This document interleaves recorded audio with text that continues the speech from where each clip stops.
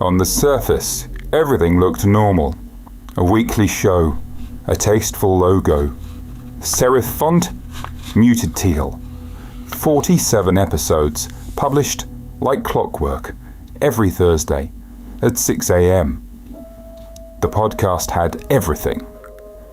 Professional intro music, a recurring guest from a mid-sized logistics firm, a host, we'll call him Piers, who once did a LinkedIn Live about which microphone he'd chosen and why. By every visible measure, the show was thriving. And yet, in 18 months, not one listener ever became a customer. Not one. Piers never noticed. Nobody did. This is the story of a podcast that was, for all intents and purposes, already dead. Cut. Right, that's quite enough of that. I've always hated true crime podcasts. But here's the bit that's genuinely unsettling about that little skit there in the cold open. Piers has no idea that he's doing anything wrong. And that's not because Piers is thick. It's because from the inside, a podcast that's doing absolutely nothing for your business and one that converts brilliantly look pretty much identical. They got the same download graphs, they got the same, well done mate, great episode in the comments. And they both carry the same warm, satisfactory glow of having spoken wonderfully insightful things into one of these microphone things. You genuinely can't tell a good podcast that's doing its job from a bad podcast that's totally not doing its job from where you're sitting. Which brings me to the slightly uncomfortable point that I want to make to you in this episode. When it comes to figuring out whether your own podcast is working, you are literally the single worst qualified person for that job.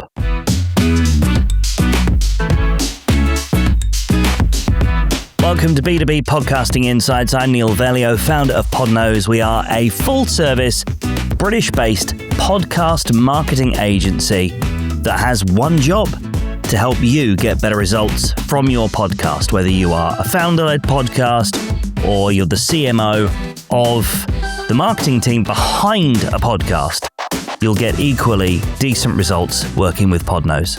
But more on that in a moment. Let's start with why you specifically can't judge your own podcast properly.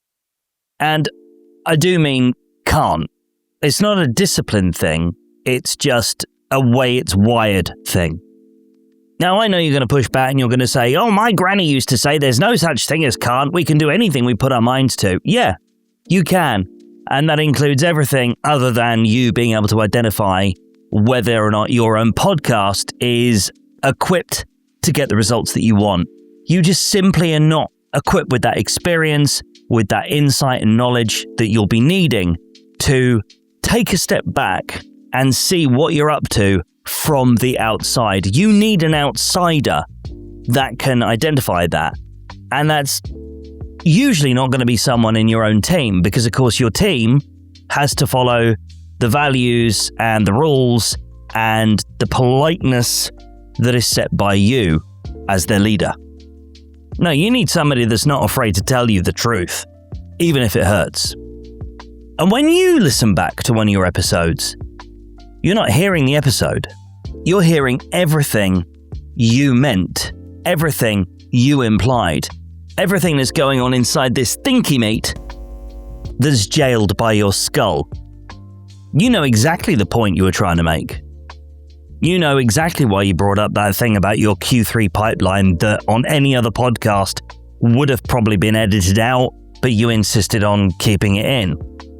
You know that the bit that sounds like waffle to literally everybody else is just you gathering your thoughts in real time. And you think it's important for everyone to hear evidence that you think, right? Your brain fills in every contextual gap it needs to in real time as you record. And here's the problem. Your buyer, your ideal buyer, has none of that context. your ideal buyer gets just the cold audio as it stands, as it enters their eardrums while they're loading the dishwasher, and half listening for the doorbell at the same time. Oh, and wondering where little Johnny is right now because he should be sat at that table eating his spaghetti hoops. Frequently, what's going on inside your brain when you're in the production chain of your podcast and what's coming out of the speakers or the earbuds or the Echo Dot or whatever device your listener's listening to, they're fundamentally two completely different podcasts. It's the same reason that authors always have an editor to proofread their writing. You've read the sentence, we help founders, about 9 times, and your head has already corrected it and ignored it every single time because it prints what was intended rather than what sits on the page. And your podcast is one long, audible version of we. My God, am I 6? You are neurologically the last person on the planet who is ever going to spot these things in your own content. If you don't believe me, do your own research in the difference of mindset between the creator and the audience, and you'll see exactly what I mean. So when you finish recording an episode and you think to yourself, yeah, that was a good one. We finished strong on that one. I'm absolutely convinced that in your brain, you genuinely believe that. I just don't think that that's evidenced by anybody else but you. Because the person doing the grading also sat the exam and wrote the paper in the first place. Essentially what I'm saying is you've got a real emotional attachment and interest in passing your own test. I know what you're doing. You're pushing back. You're going, oh, fine, Neil, yeah, but I don't go on vibes. I go on numbers. Lovely. So let's have a look at your numbers, shall we? In your dashboard, within whatever podcast hosting platform you're using. Let's go there right now. Because I fully believe that everything that you look at and read as success is actually just yet another thing that makes you feel nice and gooey inside on a vanity level. Like, for example, the download number. That number that goes up and up and up and up and up. And it feels like you're achieving something when you see that number increase in value, right? It's almost like the podcast's pulse. It's proof of life. But what it actually is just a count of the number of times a file was requested. It tells you nothing about whether a human changed their mind about listening to the content before they even finish downloading it. And just for a moment, anchoring into that point, a debate that I had on LinkedIn with one of the guys from a well-known events company that puts on a very popular content marketing event every year. And they were doing a masterclass and talking about how they were going to teach people how to book on bigger podcasts as a guest. And when I pointed out, well, that's all well and good, but if you don't have a podcast, then the results you're going to get from that strategy are going to be limited, versus if you do have a podcast and go on these other podcasts, these big podcasts as a guest, much better conversion rate. I'm apparently saying something that's fundamentally wrong there, according to somebody that's been in podcasting for 2 minutes and even hired me as a consultant on their own show. That aside, when you go on a big podcast, those comments like, love this one, so valuable, thank you for being on this podcast, thanks for sharing, and all that stuff. Let's be honest about who's saying it. It's peers. It's other podcasters. It's fans of people that write fun stuff on LinkedIn. It's people that really enjoy watching YouTubers doing their YouTubey things. It's somebody doing a podcast about the exact same topic as you and is being nice, so you'll be nice back.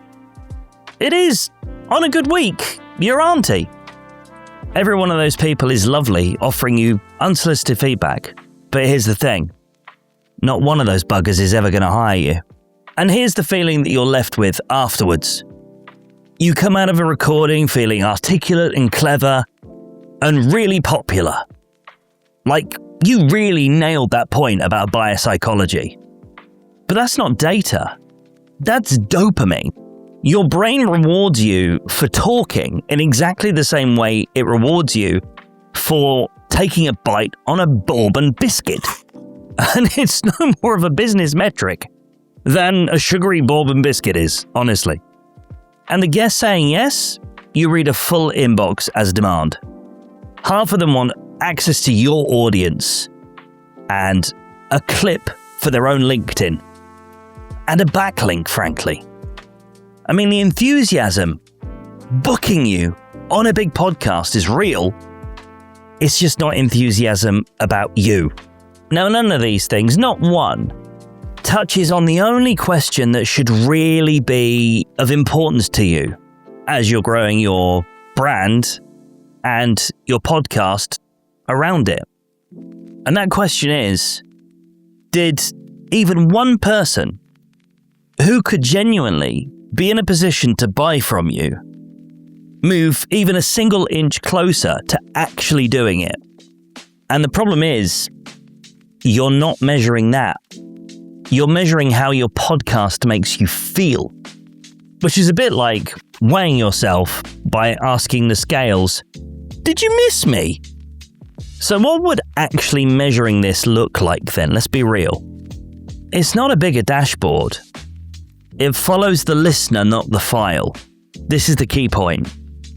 And it's the point I was trying to make on LinkedIn the other day when the guy from the events company was arguing with me about the real strategy when it comes to booking yourself as a guest on podcasts. It's hard enough to measure your own data on your own podcast, let alone measuring the data from someone else's podcast and your appearance on it. What it really comes down to is being able to ask the awkward questions. When someone who's actually in your buying window listens back to 3 episodes in your back catalogue, what changes for them? Do they turn up to the sales call further along in the journey than everybody else? Does the show answer the objection that's been stopping them? Is there a single episode that you could send to a hesitating prospect that would make them finally go, "Do you know what? Yeah, here's my credit card number.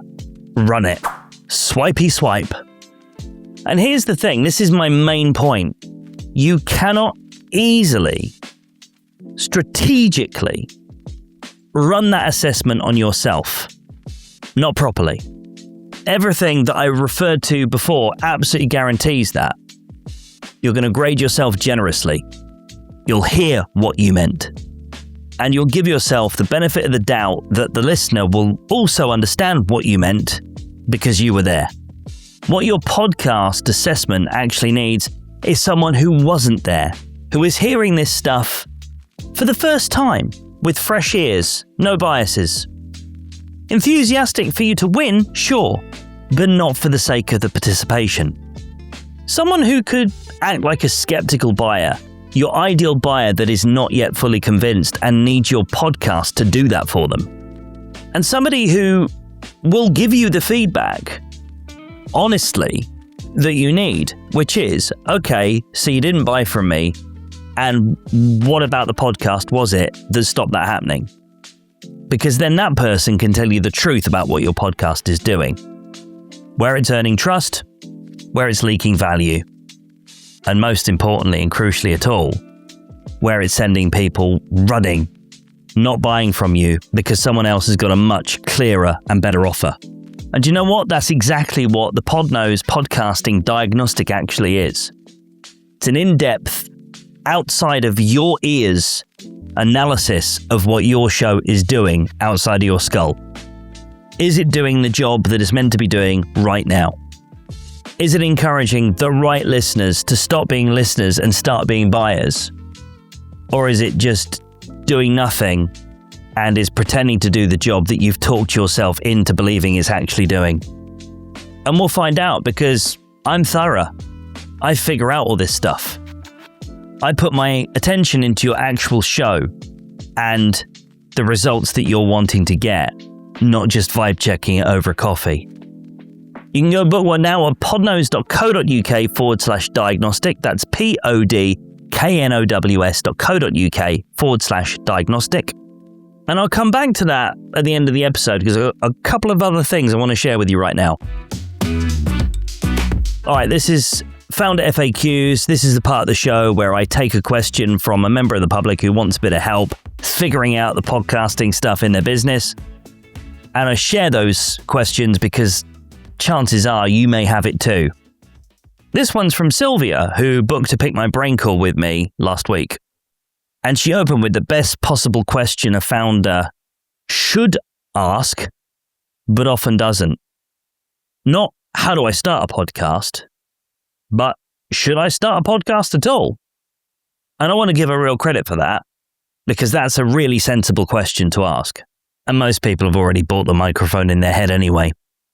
So let me play you the clip of what we actually talked about and the response I gave her. I keep thinking that I should have a podcast, but I keep going back and forth with stuff, and I'm not about to do a lot of work and waste my time if that's not the right thing to do, because I'm already very time strapped right now, but it just depends on whether it is the right thing. I know it is the right thing at some point. I just don't know if the point is right now or not.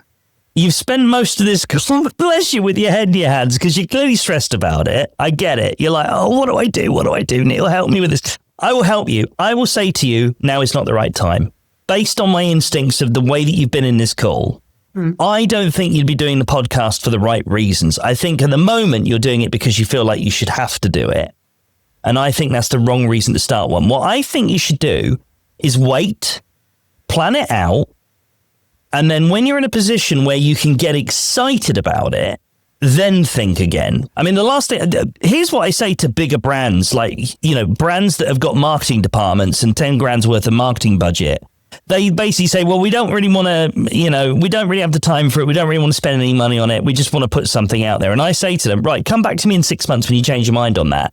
Because the thing is, if you're going to put out content for content's sake and you're not loving it, then it's a waste of your marketing budget, honestly. You should always, I always say to people, do a podcast when these three things are true. Number one, you've got the time and the passion for it.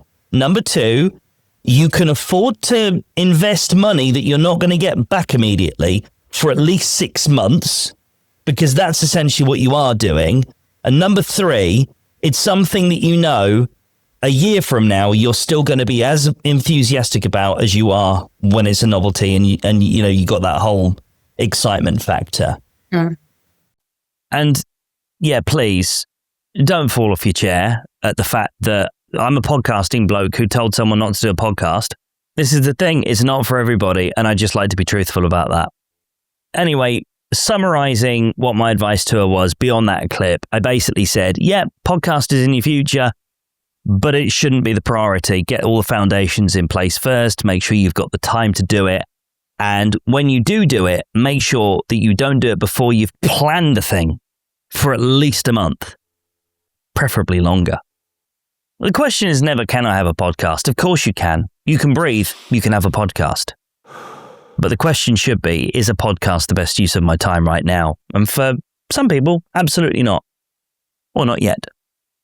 If you've got a question that you absolutely would love to have answered on this show, then you can send that question to me. You can record it as a voice note, podknows.co.uk/voicemail. Or email me, neil@podknows.co.uk. PODKNOWS. All right, time for this week's quick tip. You've got a second topic that you're absolutely itching to drag into your podcast. Should you just mix into it? Short answer, no. And here's the clearest way to think about it. Your podcast is your umbrella, and the episodes are the small people that you have responsibility for that are being sheltered by it. Bringing a separate topic into that is a bit of a bait and switch.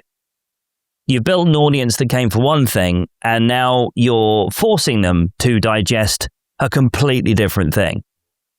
So it completely drains what you're known for and confuses people that should become your ideal buyers. And we know a confused buyer never buys. Not to mention it also destroys any chance that anyone is ever going to recommend you to their friends because they don't know what to recommend you for now. Oh, and it'll also destroy your SEO because people won't know what to find you for anymore. Least of all, the podcast apps. Now, to be clear, I don't mean different facets of the same subject because I don't think that most people think of it that way either. So like, for example, a B2B marketing show could be about podcasting, email, LinkedIn, websites, going live, the works, right? And that's not confusing your buyer. That's just giving you everything they need to know about the core topic of B2B marketing. I mean the completely genuinely unrelated second topic, like you're doing a show about email marketing and suddenly you're going to waffle on about websites. Now, having embed codes on websites that make your email marketing easier, valid. Talking about how to lay out a website so it's perfectly equipped for SEO, again, on an email marketing show, probably less so.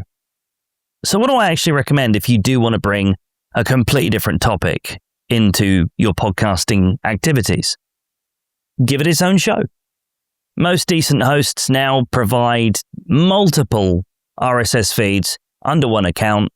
If you're not with one, go to Captivate. They allow you to have countless numbers of shows and you'll pay one price. But I think some of the other podcast hosting platforms also allow that. And if you're really tight, you could always go to Spotify for Creators and get a free account set up with them. So that's your lot for this episode. If this content had you shifting a little bit uncomfortably wherever you are sitting or standing, good, honestly. And that's not guilt. That's your gut telling you, oh my God, yeah, he's probably got a point. You don't know what your show's doing because that's not what you're used to. That's not your job. Your job is to create the content, and it's other people's jobs to come along and assess what you're doing and guide you towards where you want to be. And the fix is a set of ears that aren't yours, and you can get those right now at podknows.co.uk/diagnostic. And I'll pop the link in the episode description for you, just in case you haven't been able to jot that down because you're driving or whatever. On the next episode, I'm going to do a bit of a hot take and make the case that the best practice you hear everybody talking about and posting about on LinkedIn, that best practice that you've been religiously following, could be the exact thing that's holding you back. Bring an open mind for the next episode. Until then, stop grading your own work. Book a professional. Doesn't even have to be me, but book someone that knows what they're talking about when it comes to B2B podcasts. Until then, good luck with your continuing efforts with your B2B podcast.